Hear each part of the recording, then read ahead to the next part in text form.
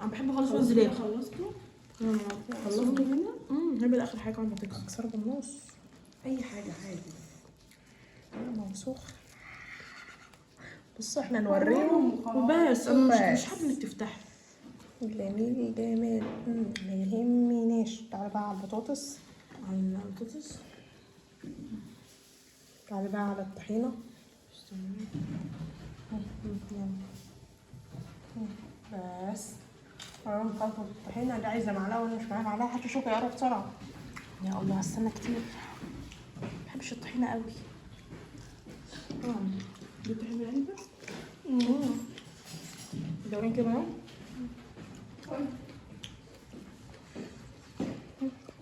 يلا يا منى خلصت. انا فاضيه. يا خدت العيش وانت بالله خدت اللحم. كنت لسه هقول لك انا خدت حاجه في. لا خلصي من غير الشغل.